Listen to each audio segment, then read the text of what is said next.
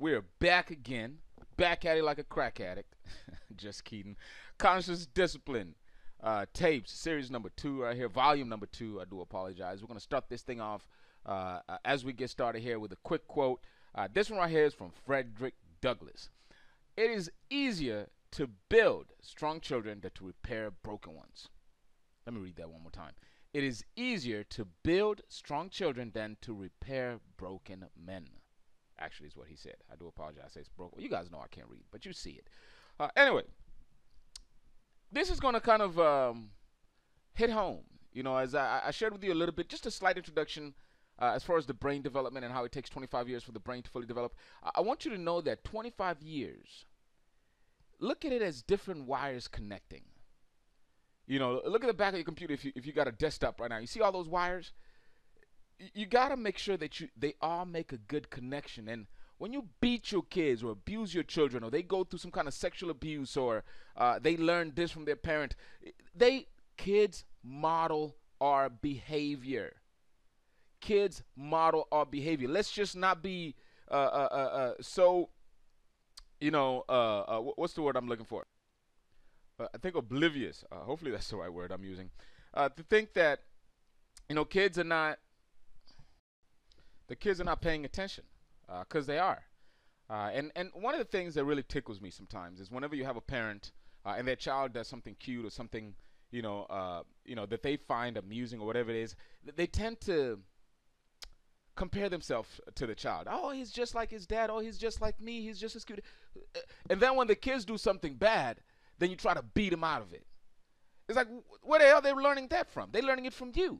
You know, that leads me to this quote. I want to use 2 quotes today. Don't worry that your children never listen to you. Worry that they are always watching you, man.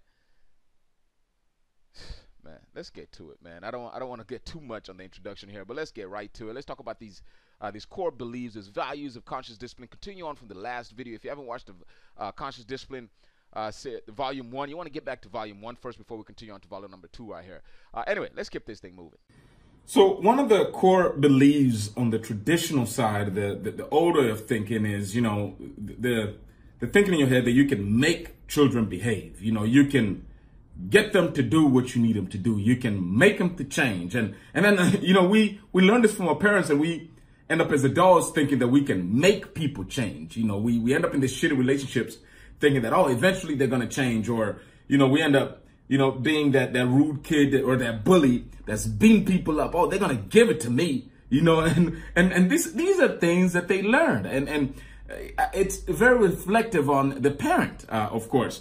So that's one of the core beliefs on the traditional side. While versus on the other side, the relationship-based type of approach, you have an approach where, since we're unable to change somebody else, it is possible for us to change ourselves. It is possible for us to change our approach. And since we're in a dynamic relationship with each other, we're all connected to some degree, whether you believe it or not. If I change the dance that we're doing, then it's going to change what approach you use to come at me with. If we develop a relationship, and it sounds crazy because, again, what you're used to is the King Jong-il. I'm going to spank them until they do it. You know, and that's not necessary. It really doesn't work. You know, all you have to do is, you know, change yourself, change your approach, change how you communicate with your children. Treat them like somebody that you would treat in a relationship. The second difference is the traditional approach relies on rules and behavior rules to govern behavior. You know, if I can find the right rule, or if I can find the right whip, or if I can use a stick next time to whip him, then his behavior is going to be different. And we clearly know that this doesn't work. You know, what it does is it separates you even further from your child. It separates from having that relationship, that connection from your child. And eventually it has them kind of rebellious.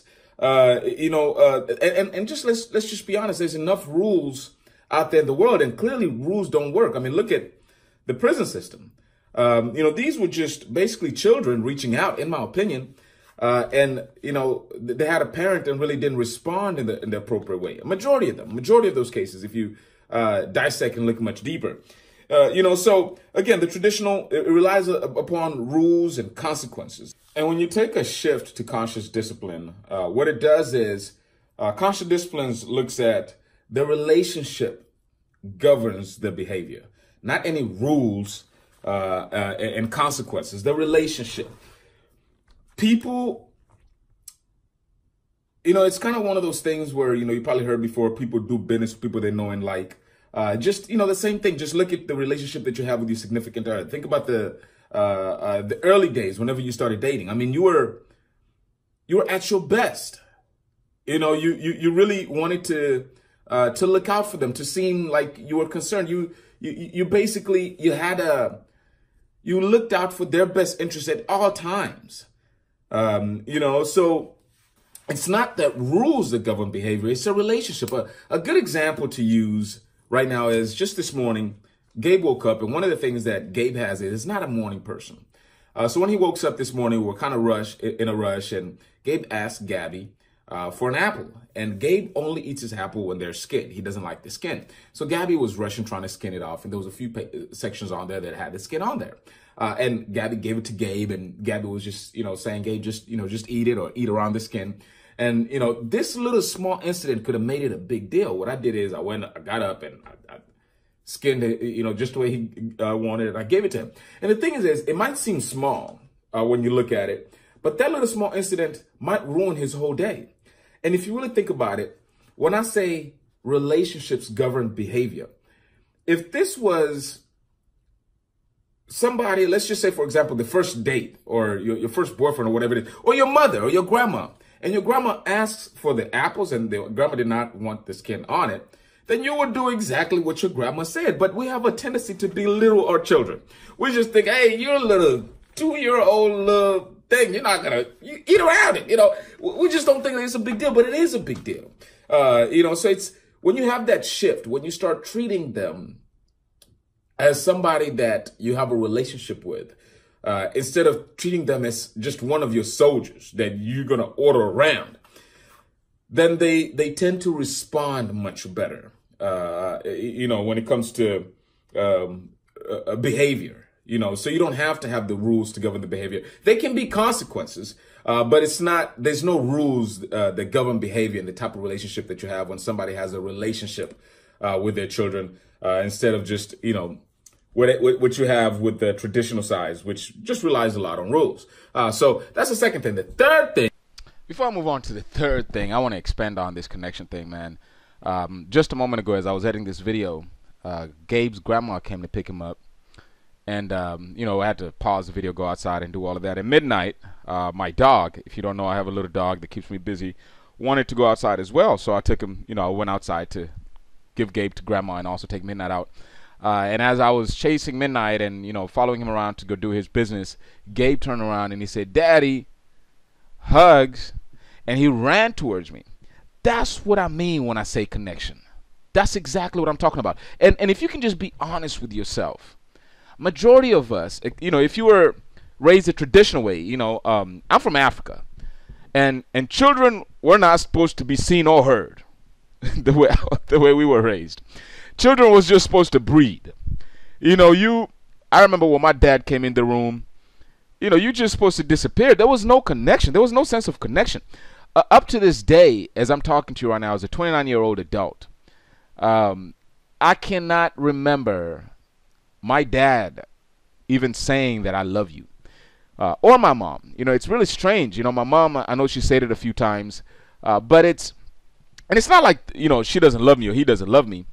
But we have this thing in our culture, especially as men, because I'm a guy, so I'm going to talk from a male perspective. I don't believe my dad did not love me. I think he still does love me. But it's just our culture. We have this thing, well, show no emotion, all this stuff. But we lack that connection. I'm not disconnected with my dad, just to be honest. I'm not, as I'm connected with Gabe. Gabe is my road dog. That's my guy. And the other way, as I mentioned earlier, we tend to belittle kids. We look at them as just much lower than they are. They just children. We don't pay them no mind. And that way we lack that connection, and you're gonna have issues and behavioral problems and all kind of stuff as I'm talking about here. So I just wanted to kind of touch on that. Before I move on to the third thing, simply to just sum up the second thing, our relationship with one another gives us the confidence to really want to work through our conflicts, if that makes any sense. And it works the same way with children as well. They have a relationship with you, you know, and yes, they might throw a fit one day, but if depending on how you respond, sometimes you have to just let them throw a fit. Depending on how you respond, they're later on going to want to work that fix up. But if they throw a fit, you just spank them and you beat them all the time, you know, they have a tendency of not wanting to work that out. It's just the same way of when you ask somebody, you know, you got into a fight with your significant other or, you know, your sister when you were young, and then you ask them for the salt or whatever. And I don't want to give it to you, but if whatever conflicts you had, if you responded in the appropriate way, and if you cared about the relationship, then again, the bond you have will make you want to work through whatever conflicts you have. And it's the same way with children as well. And when you grow up in this type of environment, what you try to do is you try to avoid conflict and reward behavior when it comes to your children. You know, if you act right, if you don't cry all day, if you don't do this, then you'll get a piece of candy. Or if you know, so it's that these external models, these external reinforcers, these external punishers that we try to use. You know, we're gonna take away your toy. You know, and we expect this stimulus response to govern behavior. You know, if there's always some kind of something physical that they tend to lose, instead of on the other side, as far as the conscious discipline approach, we tend to look at conflict as an opportunity for growth. You know, it's an opportunity for you to connect more with your child, for you to understand that child and where they're coming from. We need to start perceiving conflict as the child may be missing emotional and social skills, as a way it's maybe the child reaching out. There's, especially in school, you know, you have, and this makes sense to me because I remember myself actually, I used to be just a very troubled child. And mainly is because I grew up in a very abusive family. So in school, I would try to act out, you know, especially teachers who notice this a lot. You know, you have children that just are very smart, very intelligent, but they just act out. And you know, the old approach is, you know, we would have consequences for these actions. While instead of, you know, if you look at that as an opportunity, that child is really crying out for attention, because they're probably most likely not getting it at home. That is crying out for attention. They're crying out for somebody to hear them, to pay attention to them, is basically what it is. So, you know, the conscious discipline side looks at conflict as an opportunity for growth. Opportunity to determine what is going on with your child. And it always is. It always is. The children don't just, you know, get upset for nothing. They really are not, you know. So conscious discipline asks us to rely on internal resources. It asks us to think through things with our front part of the brain. It asks us to not to use stimulus to get a certain reaction or a certain result, you know, from your child. Let's think through the situation. Let's figure out what is the best way to handle that particular situation. And with that, you know, what it allows, conscious discipline allows for conflict and connection to kind of coexist, you know, and it just in essence will build a much better relationship. It will also help with your son's or daughter emotional development. And it's what children need, very different from what we're very traditionally used to. So anyway, if you think that, you know, these topics are, you know, pretty interesting, or you find this pretty interesting, please like the video. In closing, a few things that I want to talk about. Number one, excuse me. Number one, I do appreciate everybody that's been subscribing. We're growing, and we're growing really fast. We had 451 subscribers.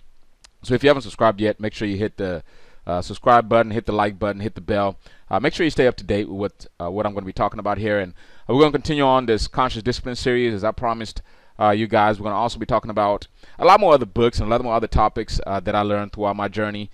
And also, I wanted to kind of just open up my email to, you know, anybody that has any comments. If you have any specific questions, the reason I started this is to also help out and introduce most parents. It is a new concept, something that is also new to me, but it's something that I've tested, and it works. That's the reason why I'm so passionate about conscious discipline. So our channel is growing. I want to throw my email out, Mr. Macleans, MrMacleans @gmail.com. You have any specific situations, email me about, Brian, what if your daughter did this or your son did this? How would you go about it? That's what I want to hear, and I'll talk about it. I'll put it on the video, and we'll talk specifically about that particular situation, because I know a lot of people, as they try to exercise conscious discipline initially, it tends to be a little bit challenging, because you're learning something new, and we tend to not want to learn anything new as we become adults. I appreciate your time like always. The book is on the description. Grab that book. Dr. Becky Bailey, I want to thank you, and one day I'll meet you one day, and I appreciate you. See you on the next video.